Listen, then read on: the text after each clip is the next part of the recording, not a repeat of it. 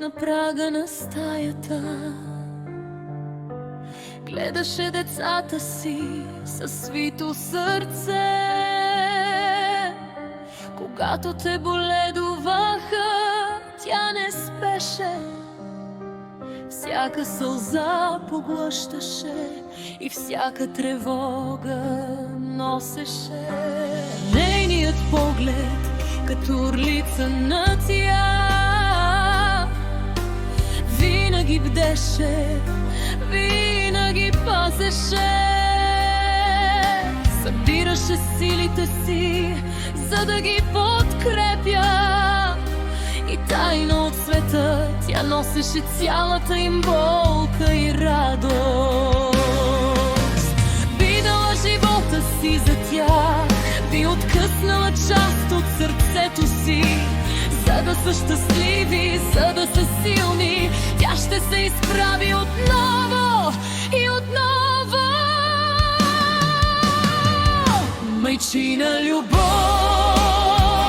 като пламък вечен, неугасим и чист, като небесен дъжд. Всяка болка, всяка радост тя я носи. Една майка, която живее само за своите деца.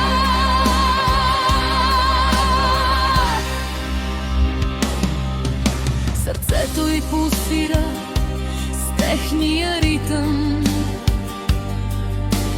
Тя усеща всеки техен страх и мечта.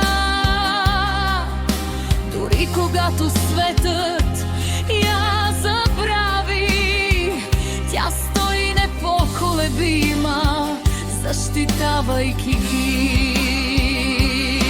И ако буря се надигне над живота им, тя ще се втурне без страх и без съмнение. Всеки ден, всяка нощ, без почивка,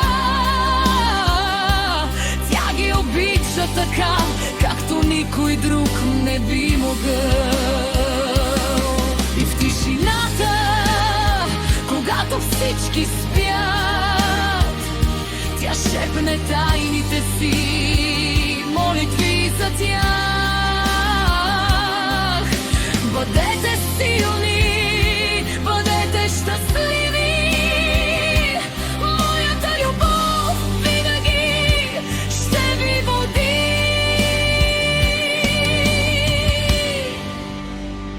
Майчина любов, като пламък вечен, неугасим и чист, като небесен дъжд. Всяка болка, всяка радост тя я носи. Една майка, която живее само за своите деца.